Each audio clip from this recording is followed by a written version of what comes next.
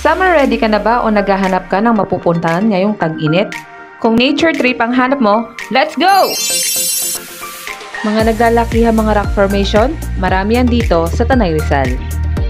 Kung galing kayo ng Manila, 2 to 3 hours ang biyahe papunta dito sa Tanay Rizal. Bago pala kayo makapasok dito sa Pagnitao Nature Pool, may babayaran kayong ecological fee na 20 pesos. Libre nga pala ang parking area dito. Tapos ang entrance fee, 5 years old to 12 years old is 50 pesos only. Sa adult naman is 100 pesos. From entrance gate ng Pagnitao hanggang makapunta ka dito sa may nature pool, 5 minutes nga pala ang lakaran. Meron din pala sila ditong tindahan. Available sa kanila ang mga silog. Nagre-range ito ng 100, 130, and 150. Ang table and chairs nila nagre-range ng 300 to 400. Ang cottage naman nagre-range ng 800 to 1,800.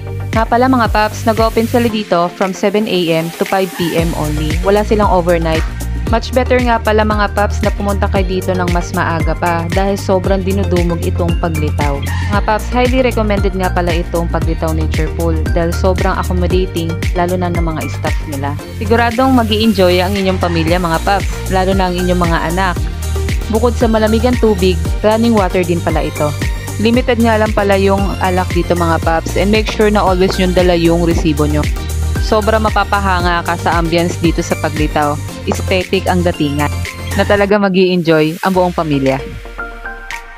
Kita nyo naman, itong anak ko hindi na maawa at kahit sobrang lamig ng tubig, gustong nakababad, namumutla na mga paa, tuloy pa rin sa paglangoy.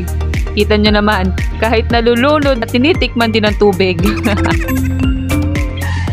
Ano pang inaantay nyo mga paps? Tara, bisitahin nyo na ang Paglitaw Nature Pool. Dito lang yan sa Tanay Rizal.